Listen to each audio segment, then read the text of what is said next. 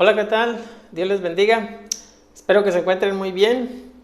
Bienvenidos a este canal de la Iglesia Bautista Central de Ciudad Obregón, Sonora. Esto es Escuela Dominical, estudios bíblicos especialmente indicados para adultos y también para jóvenes. Este es el estudio número 1 de Apocalipsis y se titula La revelación de Jesucristo, correspondiente al domingo 19 de septiembre de 2021. Recuerden que cada domingo a las 10 de la mañana les tenemos nuevos estudios, no se los pierda. Es muy importante que usted conozca de la palabra de Dios. Bien, vamos a leer una porción que es la lectura base para este estudio. Es una porción muy corta. Es Apocalipsis 1, versículos del 1 al 3. Espero que ya tengan sus Biblias ahí abiertas en Apocalipsis para que nos acompañen. Empezamos. La revelación de Jesucristo que Dios le dio para manifestar a sus siervos las cosas que deben suceder pronto. Y la declaró enviándola por medio de su ángel a su siervo Juan, que ha dado testimonio de la palabra de Dios y del testimonio de Jesucristo y de todas las cosas que ha visto. Bienaventurado el que lee y los que oyen las palabras de esta profecía y guardan las cosas en ella escritas, porque el tiempo está cerca. Amén. Bien, Dios bendiga su palabra. Entonces, vamos a entrar en la introducción de este estudio. Muy bien, como introducción, pues simplemente vamos a decir lo que vamos a ver a grandes rasgos en este estudio número 1 de Apocalipsis, un libro muy interesante. No se pierdan esta serie de estudios, porque ya dijimos la vez anterior, el libro de Apocalipsis es un libro que no es muy sencillo para entender. Entonces aquí vamos a tratar de explicarlo. Muy bien. Entonces, en estos primeros versículos que se acaban de leer, Apocalipsis 1, versículos del 1 al 3, encontramos el título para este estudio, encontramos los autores, encontramos los destinatarios, encontramos un resumen del contenido, el propósito y una bendición que viene como consecuencia de la meditación y aplicación de esta palabra de Dios a nuestra vida. Entonces, hasta una bendición tenemos ahí que vamos a ver todo esto que les acabo de mencionar enseguida, en unos momentos. Muy bien. Entonces, en cuanto al título, la revelación de Jesucristo, ¿verdad? Que estas palabras están integradas ahí literalmente en lo que se leyó, ¿verdad? Probablemente esta primera frase cumpla la función de título de la obra, la revelación de Jesucristo. Pero no por ello debemos pasarlo por alto. Requiere de estas poquitas palabras que tenemos aquí, de un análisis muy interesante, unas observaciones, ¿sí? Esta frase nos proporciona información muy importante sobre lo que más adelante vamos a encontrar en este libro. Bien. Primeramente, revelación. Revelación, en los escritos originales viene la palabra Apocalipsis, como está escrito aquí en pantalla, que traducido es la revelación, ¿verdad? Como decía ahí en el versículo 1, capítulo 1, versículo 1. Entonces, la palabra revelación viene de esa palabra que tenemos ahí, Apocalipsis. Significa quitar el velo de algo que permanece oculto para que se pueda ver. Como ya sabemos, el hombre es incapaz de penetrar en el secreto de las realidades espirituales y eternas. ¿verdad? No está en él entender muchas realidades espirituales y eternas, que se esconden más allá de los sentidos que Dios nos ha puesto a cada uno de nosotros, ¿verdad? Y esto seguirá siendo así si Dios no hubiera, o más bien, mejor dicho, esto seguiría siendo así si Dios no hubiera tomado la iniciativa de revelárnoslos, ¿verdad? Así es. Y el libro de Apocalipsis es una parte de esa revelación escrita, esa revelación que Dios nos quiso dar, que nos permite conocer aquellas cosas sobre el futuro de la historia de la humanidad, que de otro modo desconoceríamos por completo. Por lo tanto, nos encontramos ante un libro que no es fruto de la sabiduría humana, claro que no, ¿verdad? Sino de la inspiración divina. Muy bien. La frase o esta expresión que tenemos aquí, la expresión de Jesucristo. Esa frase puede ser interpretada de dos formas distintas. Esa frase de Jesucristo, como dice ahí en el versículo 1:1. Muy bien. Pues puede referirse al hecho de que esta revelación proviene de Jesucristo. Tal vez sea la idea más que se nos viene a la mente más fácilmente, ¿verdad? De Jesucristo. Bueno, que esta revelación proviene de Jesucristo, como lo tenemos marcado aquí como número 1. Con esto coincidiría la afirmación que encontramos al final del libro, fíjese bien, al final del libro de Apocalipsis en el 22:16 dice la palabra de Dios: yo Jesús he enviado a mi ángel para daros testimonio de estas cosas en las iglesias. Entonces dice: yo Jesús he enviado mi ángel. Bueno, en apoyo a punto número 1, ¿verdad? Una de las formas que se puede entender la frase de Jesucristo, ¿ok? Pero también puede entenderse que Jesucristo es el contenido de esta revelación, número 2, ¿verdad? Que Jesucristo es el contenido, fíjese bien. Esto vendría confirmado por el hecho de que la primera visión que nos concede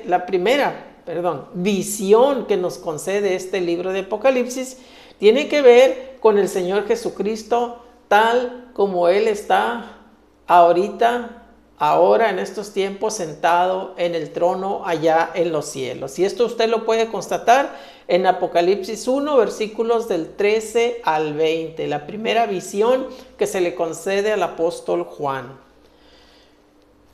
Muy bien, en cuanto a la autoría de este libro de revelaciones, bueno, en Apocalipsis 1:1 dice, ahí lo tenemos, ¿verdad? Que Dios le dio para manifestar a sus siervos las cosas que deben suceder pronto, y la declaró enviándola por medio de su ángel a su siervo Juan. Ok. Entonces ahí tenemos varios nombres, ¿verdad? Que tienen que ver con la autoría. Por supuesto, primero está Dios o Jesucristo, ¿verdad? Sabemos que tenemos un Dios trino, el Padre, el Hijo y el Espíritu Santo, que tienen la misma jerarquía, ¿verdad? Diferente función. Un Dios en 3 personas. Entonces, autoría, primeramente, Dios, ¿verdad? El hecho de que el Padre había dado esta revelación al Hijo, o sea, a Jesucristo, para que la comunicara a los hombres. Es algo que el mismo Señor Jesucristo había enfatizado en repetidas ocasiones durante su ministerio terrenal. Por ejemplo, en Juan 7:16 dice la palabra de Dios: Jesús le respondió y dijo: mi doctrina no es mía, sino de aquel que me envió. Mi doctrina no es mía, sino de aquel que me envió. Y luego en Juan 8:28 tenemos: les dijo pues Jesús: cuando hayáis levantado al Hijo del Hombre, entonces conoceréis que yo soy, y que nada hago por mí mismo, sino que según me enseña el Padre, así hablo. Entonces, dándole la autoridad al Padre, ¿verdad? Nuestro Señor Jesucristo cuando estuvo en su ministerio terrenal. Muy bien. Pero, pues, Esto no quiere decir que el Hijo sea inferior al Padre. No, lo que pasa es, como Él mismo dijo, todo lo que tiene el Padre es mío. También eso dijo en Juan 16:15. Sin embargo, durante su misión en la tierra, sabemos que Él tomó la posición de siervo, obediente en todo al Padre que le había enviado. Usted puede checar Filipenses 2, del 5 al 8, y constatar esto. De este modo consiguió nuestra salvación muriendo por nosotros en aquella cruenta cruz. Muriendo por usted, muriendo por mí. Y con su vida nos dejó un ejemplo perfecto de lo que significa ser un hombre conforme al corazón de Dios, ¿verdad? Los hijos de Dios no tenemos un ejemplo mejor que el que nos dejó nuestro Señor Jesucristo cuando estuvo aquí en su ministerio terrenal. Él es nuestra guía, nuestra meta, ¿verdad? Muy bien, entonces, en cuanto a su autoría, ya dijimos Dios, ¿verdad? Dios o Jesucristo, pero enseguida viene otro nombre en aquel versículo que leímos, ¿verdad? En el versículo 1:1, y es su ángel, su ángel. Dios no dio esta revelación directamente a Juan, sino que la envió y la declaró enviándola por medio de su ángel. Este es un hecho que se repite en otras ocasiones en Apocalipsis, ¿verdad? Donde un ángel cumple una función de mediación. Por ejemplo, en Apocalipsis 22, versículo 6, y en Apocalipsis 22, versículo 16, también encontramos ahí la función de un ángel similar a esta. Y tampoco es el único libro en el que los ángeles participan en transmitir la verdad revelada de Dios. Recordamos que también Moisés recibió la ley por medio de ángeles, y esto usted lo puede ver en Hechos 7:53 y en Hebreos 2:2. Ahí también habla de los ángeles con una función similar a esta que estamos viendo. Muy bien. Todavía más en cuanto a la autoría, bueno, tenemos a Juan primeramente, ¿verdad? Aquí ya entra Juan. Entonces, el primer hombre que recibió esta revelación fue Juan el apóstol, ¿verdad? Él fue el encargado de ponerla por escrito para que usted y yo la podamos leer. De tal manera que puede ser considerado como el autor humano del libro de Apocalipsis. Este hecho es confirmado también por varios escritores cristianos de los primeros siglos. Muy bien, entonces, ahora sí, otro punto en cuanto a los destinatarios. Los destinatarios. Entonces, el texto nos dice que esta revelación fue dada para manifestar a sus siervos, las cosas que deben suceder pronto. Muy bien, de donde deducimos que los destinatarios de este libro entonces eran sus siervos. Ahora bien, ¿quiénes son estos siervos? Viene la pregunta, ¿verdad? A los que se dirige esta profecía. Seguramente debemos pensar que tiene que ver con todo aquel individuo, aquella persona que lee u oye y guarda estas cosas. ¿Sí? Serían tres cosas: con todo aquel que lee, con todo aquel que oye y con todo aquel que guarda estas cosas, tal como aclara el versículo 3 de Apocalipsis 1. ¿Qué dice el versículo 3 de Apocalipsis 1? Dice: bienaventurado el que lee y los que oyen las palabras de esta profecía y guardan las cosas en ella escrita, porque el tiempo está cerca. Bueno, sin duda, esta es una forma de referirse a los creyentes, ¿verdad? Sus siervos. Entonces, ellos son los que sirven a Dios de acuerdo a lo que Él mismo ha revelado de su persona y voluntad. De hecho, es frecuente que el libro de Apocalipsis se refiera a los creyentes como los siervos de Dios. Y esto lo puede ver usted en Apocalipsis 2:20, en Apocalipsis 6:11 y en Apocalipsis 7:3. Y sabemos por otras partes de las Escrituras que Dios se complace en revelar sus planes a sus siervos. Dios se complace en revelar sus planes a sus siervos, como dice Génesis 18, versículos 17 al 18, como dice Amós 3:7 y como dice Juan 15:15. Muy bien. Ahora, respecto al contenido. Bueno, en Apocalipsis 1:2 dice que ha dado testimonio de la palabra de Dios y del testimonio de Jesucristo y de todas las cosas que ha visto. Aquí tenemos entonces indicado el contenido, ¿verdad? El contenido de la revelación de la que Juan va a dar testimonio es entonces la palabra de Dios, ¿verdad? Y el testimonio de Jesús, de todas las cosas que vio. Todas las cosas que vio. Muy bien. Notemos también su afirmación de que lo que estaba escribiendo era palabra de Dios. Y hay que recordar esto especialmente en nuestros tiempos, ¿verdad? Cuando hay tantos teólogos, estudiosos de la palabra que critican este libro. Hay personas. Rechazarlo implica necesariamente negar el testimonio de uno de los apóstoles del Señor Jesucristo. Pero eso no es lo peor. Hay algo más grave. Implicaría rechazar las profecías que el mismo Señor Jesucristo nos dejó. Así es. Por otro lado, fíjese bien, hay muchos que acuden al libro de Apocalipsis intrigados por lo que va a ocurrir en el futuro. Tienen cierta curiosidad y van al libro de Apocalipsis por esa curiosidad que no los deja tranquilos tal vez. Muchas personas leen fielmente, fíjese bien, o más bien, es un hecho que el hombre siempre ha tenido interés en conocer el futuro, ¿verdad? Tenemos esa inquietud, es natural en todo hombre. Muchas personas leen fielmente los horóscopos,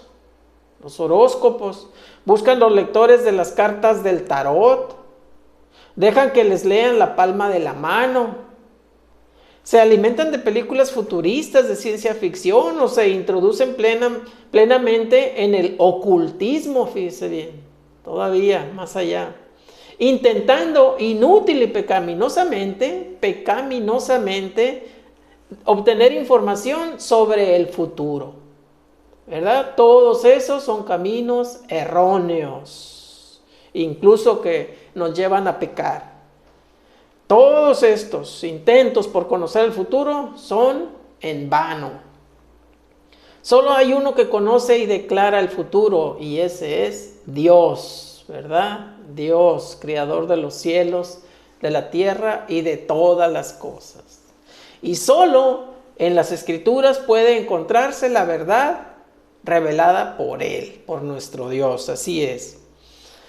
Isaías 46, versículos del 9 al 10 dicen: acordaos de las cosas pasadas desde los tiempos antiguos, porque yo soy Dios y no hay otro Dios, y nada hay semejante a mí, que anuncio, fíjese bien como dice, que anuncio lo por venir desde el principio y desde la antigüedad, lo que aún no era hecho.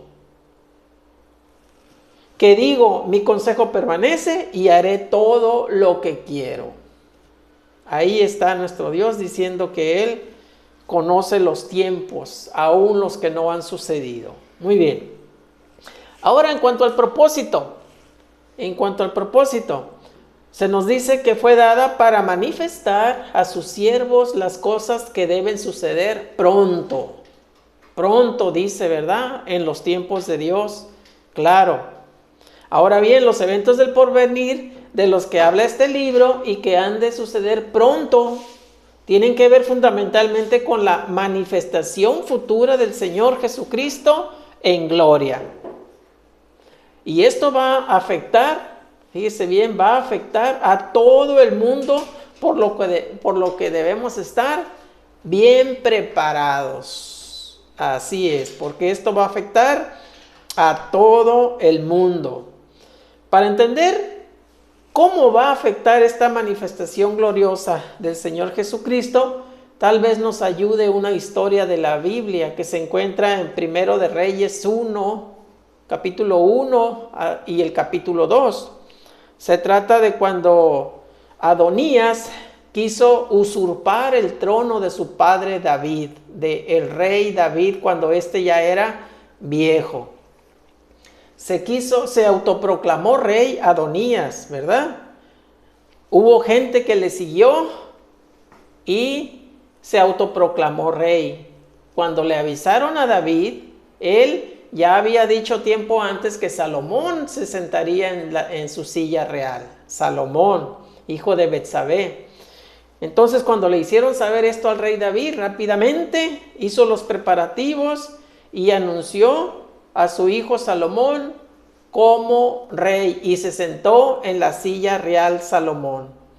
Entonces, Adonías se puso obviamente muy nervioso cuando le dijeron: oye, hay muchas alegrías en la ciudad, hay vivas, hay música, porque Salomón ha sido nombrado rey.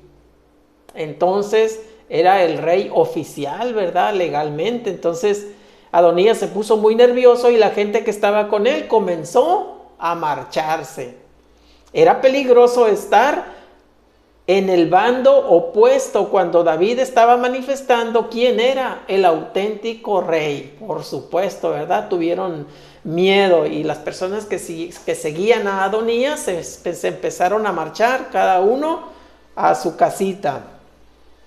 Y Adonías pues se puso muy nervioso, ¿verdad? Bueno, esta historia sirve para ilustrar lo que Dios va a hacer pronto, cuando manifieste públicamente quién es el verdadero rey de este mundo, el verdadero rey de este mundo. Los cielos se abrirán para presentar al Señor Jesucristo en toda su gloria y majestad. Vendrá rodeado de sus santos ángeles. Vendrá rodeado de sus santos ángeles en medio de grandes señales cósmicas. Y fíjese bien, dice, reunirá a todos aquellos que han creído en él. Entonces todos los linajes de la tierra que se han opuesto a él se darán cuenta de que estaban en el bando equivocado, como aquellas personas que seguían a Adonías, ¿verdad? Se darán cuenta que estaban en el bando equivocado y buscarán sin éxito un lugar donde esconderse. Y el Señor nos explica estas cosas para que nos coloquemos, nosotros, usted y yo, nos coloquemos en la posición correcta, no en el bando opuesto, ¿verdad? Y que no nos mezclemos con ese bando opuesto. Por otro lado, notemos que dice estas cosas deben suceder, deben. Esto denota el cumplimiento absolutamente seguro del plan de Dios. La palabra de Dios se cumple, ¿verdad? La historia no es un mero azar, una sucesión de diferentes épocas que no conducen a ninguna parte. No, eso no es la historia, sino que por el contrario tiene un propósito establecido por Dios. Y esa meta tiene que ver con nuestro Señor Jesucristo gobernando en este mundo y gobernando en justicia. Así es. Bien, además, estas cosas deben suceder pronto. Así dice, ¿verdad? Deben suceder pronto. Entonces, ahora bien, no olvidemos que se trata del tiempo de Dios, como ya decíamos también, y no del nuestro. Y que para el Señor un día es como 1000 años y 1000 años es como un día. Lo puede ver en 2 de Pedro 3:8. En cualquier caso, aunque debemos entenderlo según el reloj de Dios, y teniendo claro que de ningún modo pretende definir algún límite de tiempo concreto para su cumplimiento. No obstante, la proximidad de estos acontecimientos nos debe motivar a vivir en santidad y obediencia. Y eso es lo que tenemos que tener muy en claro y muy presente. Estas cosas deben suceder pronto, entonces eso nos debe motivar a vivir en santidad, a usted y a mí, y a vivir en obediencia, como dice 2 de Pedro 3:14. Por lo cual, oh amados, estando en espera de estas cosas, procurad con diligencia ser hallados por Él sin mancha e irreprensibles, en paz. Ahí está el consejo, ¿verdad?, de nuestro Dios. Muy bien.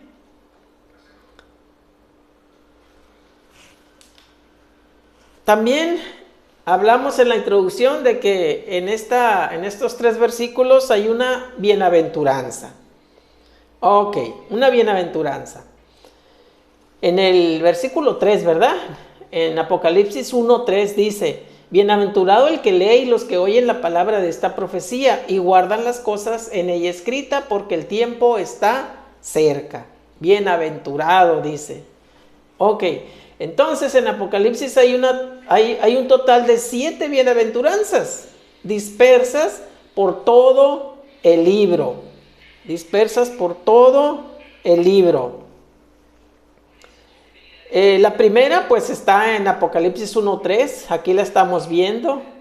Y así, Apocalipsis 14:3, 16:15, 19:9, 20:6, 22:7 y 22:14. Ahí están las otras 6 bienaventuranzas. En este caso, la bienaventuranza que está aquí en Apocalipsis 1:3 es para aquellos que leen, para aquellos que oyen y para aquellos que guardan las palabras de esta profecía. Hay 3 cosas, ¿verdad?, interesantes: leer, oír y guardar. Ningún otro libro de las Escrituras contiene una promesa así. Fíjese bien. Quizás en este caso se deba al hecho de que Dios sabía de antemano que muchos habrían de descuidar el contenido de este libro. Muchos habrían de descuidar, tal vez porque no es fácil de entender, como ya hemos dicho en otras ocasiones. Para entender el libro del Apocalipsis bien, ya decíamos en el estudio anterior, es necesario tener conocimiento de todos los otros libros de la Biblia, en especial los del Antiguo Testamento. Entonces, o tal vez se deba a que, puesto que este es uno de los libros más difíciles de toda la Biblia, por esa razón tiene una bendición especial para aquellos que lo estudian y meditan en él. Bueno, como una especie de premio, tal vez, ¿verdad? Estamos diciendo tal vez. Entonces, la bienaventuranza no es para los que únicamente leen u oyen, sino para los que guardan. Y esta palabra es muy importante entenderla. ¿Qué nos quieren decir?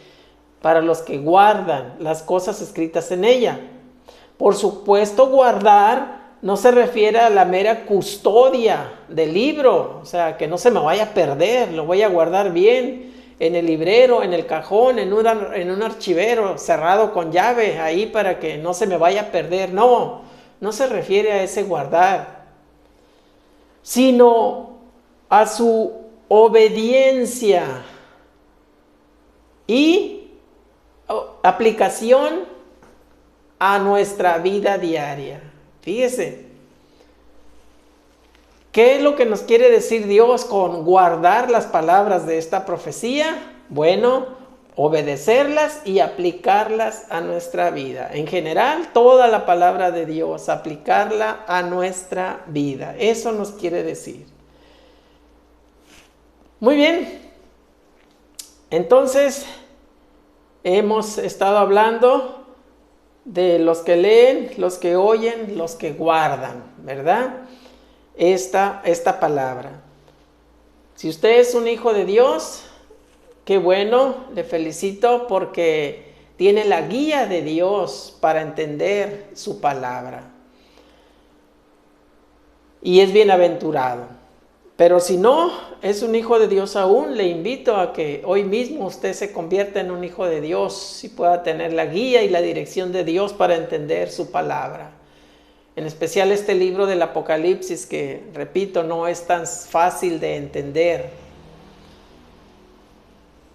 Es tan sencillo pasar de ser criatura de Dios a hijo de Dios. Y una diferencia abismal, podríamos decir, entre ser criatura y ser hijo de Dios. Para ser hijo de Dios es algo también tan sencillo pero tan importante. Solamente declararse ante Dios con un corazón sincero que es pecador, porque la palabra de Dios dice que todos somos pecadores. Arrepentirse de esos pecados y pedirle perdón a Dios por cada uno de ellos, y Dios le perdonará. Aceptar al Señor Jesucristo en su corazón, abrirle las puertas de su corazón y que entre como Señor y Salvador de su alma. Y por supuesto, tratar de vivir en la voluntad de Dios, que está en su palabra, en la Biblia. Así es. Y si hace usted esto, si nunca lo ha hecho y lo hace, con un corazón sincero, su nombre, dice la palabra, que será inscrito en el libro de la vida. Y cuando deje este mundo, no irá al infierno, sino a la gloria de Dios. Por eso le decía, hay una diferencia abismal entre ser criatura y ser hijo de Dios. Tiene que ver con pasar la eternidad en el infierno o en la gloria de Dios. Espero que entienda estas últimas palabras que le estoy diciendo, en especial si usted aún no ha hecho esa profesión de fe para pasar a ser hijo de Dios. Aquí abajo le dejamos un folleto con más información de esto último que le estamos diciendo. Muy bien, gracias por haber estado con nosotros. Le invitamos a seguir en contacto por este mismo medio el próximo domingo a las 10 de la mañana. Le tendremos un nuevo estudio de la palabra de Dios. Vamos a orar para así quedar despedidos. Nos ponemos en actitud de oración. Bendito Dios y Padre Celestial, te damos gracias, mi Dios, por este tiempo que tú haces posible. Gracias por esta tu palabra que ha sido expuesta. Te pedimos que añadas bendición a ella y que bendigas a cada persona que estará atendiéndola. Bendíceles, Padre, y bendice a sus familias. Con el perdón de nuestros pecados, en el nombre de tu Hijo amado, nuestro Señor y Salvador Jesucristo, te lo pedimos todo y te damos las gracias. Amén. Hasta la próxima. Dios les bendiga.